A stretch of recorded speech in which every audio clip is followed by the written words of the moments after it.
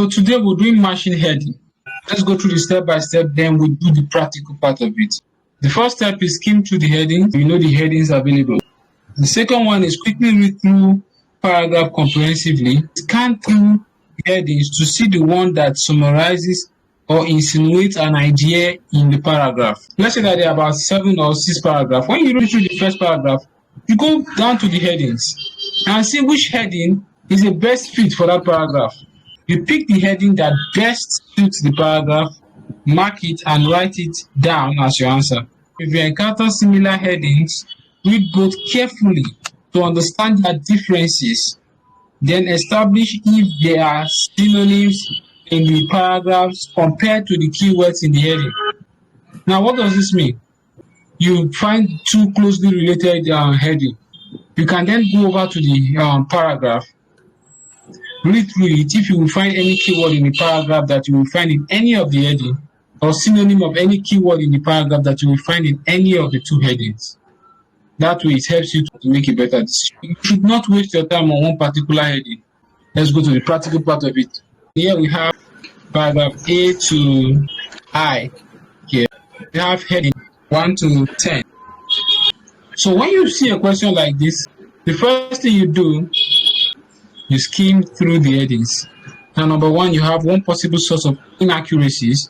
Number 2, you have less time doing chores. Number 3, you have a difference between perception and reality. Number 4, you have the value of extra leisure time. Once you've gone through these 10 headings, you've skimmed through them, you can then come to your passage. You start from the top. So let's read this one and let's get the answer to the first paragraph. But before we read it, I want you to understand something. All these 2, they are all related. B is a continuation of A, C is a continuation of B. As most Americans will tell you, if you can stop them long enough to ask. Working people in the United States are as busy as ever. Well, technology and competition are boosting the economy, but nearly everyone thinks they have increased the demand on people at home and in the workplace. But is the overworked American a creature of mind? Now let's go to the heading and see what suits this. One possible source of inaccuracies. No, they didn't say anything about inaccuracies. Less time doing chores. They didn't make mention of chores. How Americans think about their time. Yes, that is it. Now, why is this the answer? As most Americans will tell you, if you can stop them long enough to ask. Let's underline this first sentence. Working people in the United States are as busy as ever. Now, this means out of 10 Americans, you stop 8 or you stop 7.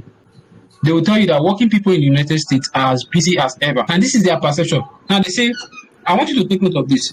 But nearly everyone thinks. Can you see that clearly? Yes. So this is the reason why our answer is number 10. How Americans think about their time. So we'll go back to the second paragraph. Paragraph B. How economists have looked closely at how Americans actually spend their time. Mark Agua at the Federal Reserve Bank of Boston and Eric Hurst at the University of Chicago's Graduate School of Business constructed 4 different measures of leisure. The narrowest includes only activities that nearly everyone considers relaxing or fun. The broadest counts anything that is not related to a paying job, housework, or errands as leisure. No matter how the 2 economies slice the data, Americans seem to have much more free time than before. Now let's go over to the headings. Which heading best fits this paragraph? Now this is the answer. The difference between perception and reality. Let me show you why I pick this as my answer. Let's go back up to paragraph B. A pair of economists have looked closely at how Americans actually spend their time. Now let's underline this word. How Americans actually spend their time. Let's read this last sentence. No matter how the economy slice the data, Americans seem to have much more free time than before. Now, let's look at the 2 sentences I highlighted. The first one, the people of economics have looked closely at how Americans actually spend their time. Now, if you say how Americans actually spend their time, it means that yes, how Americans perceive or believe that they spend their time. No matter how the two economists slice the data, Americans seem to have much more free time than before. Now, the key word here is seem. Americans seem. That's why it's a difference between perception and reality. So let's read our paragraph C. Over the past 4 decades, depending on which of their majors one uses, the amount of time that working-age Americans are devoting to leisure activities has risen by 4 to 8 hours a week. For somebody working 40 hours a week, this is equivalent to 5 to 10 weeks of extra holiday a year.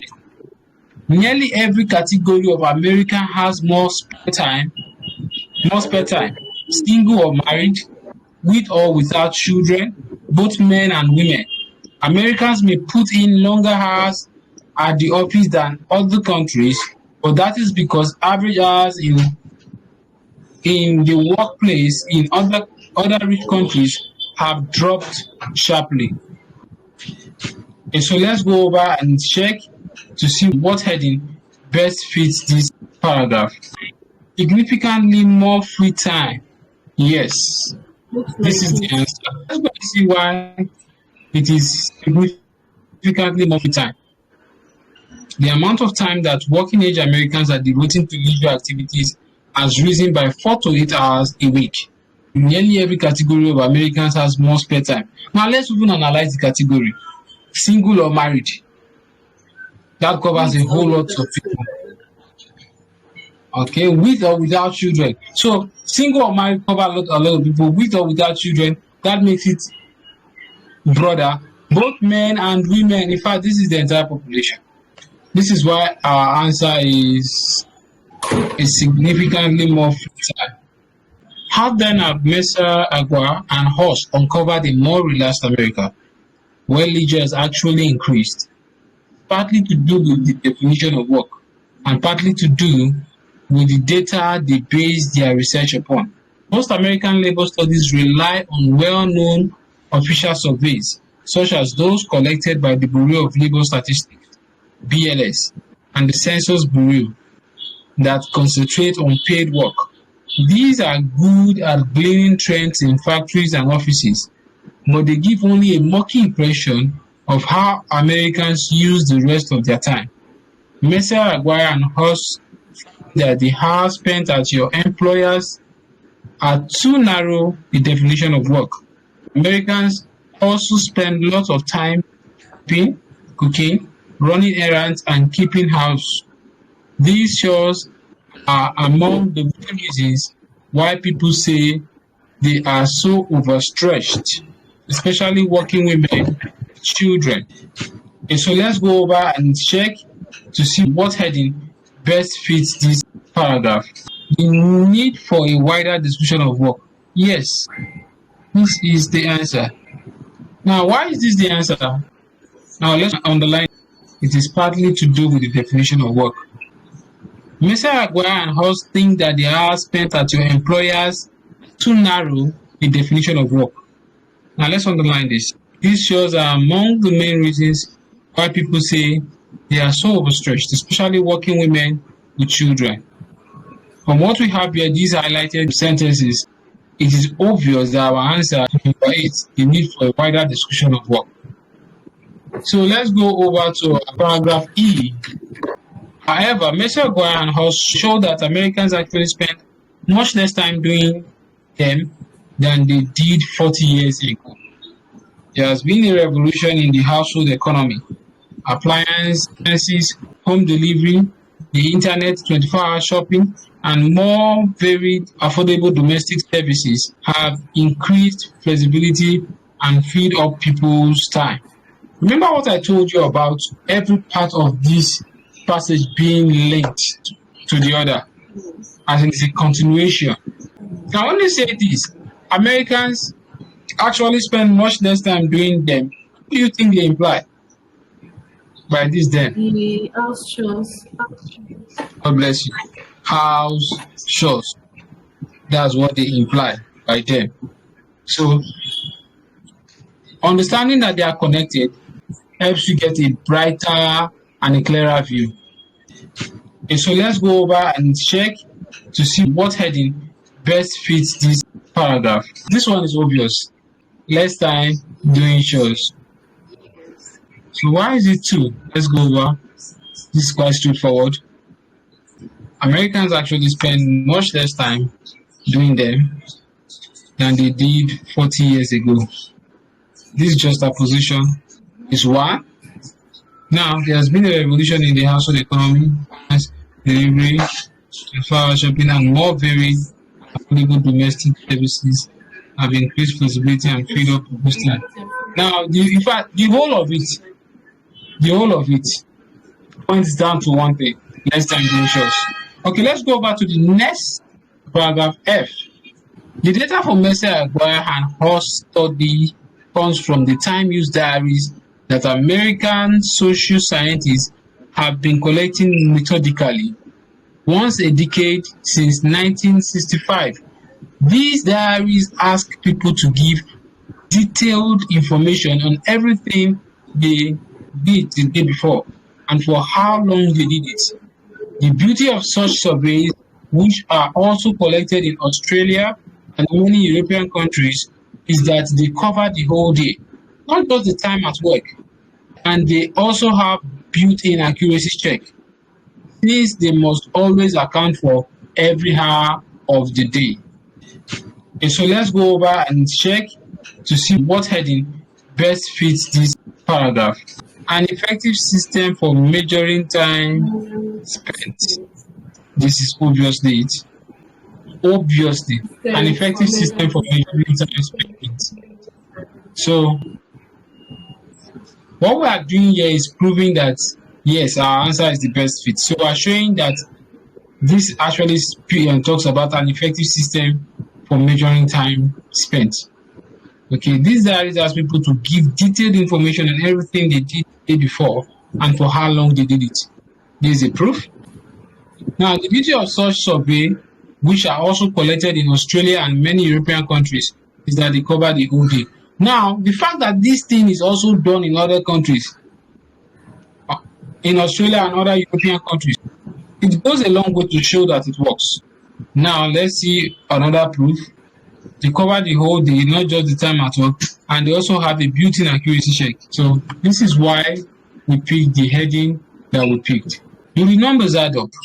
One thing missing in Mercer, Aguirre's, and Hall's work is that they have deliberately ignored the biggest leisure gainers in the population, the growing numbers of retiree folks.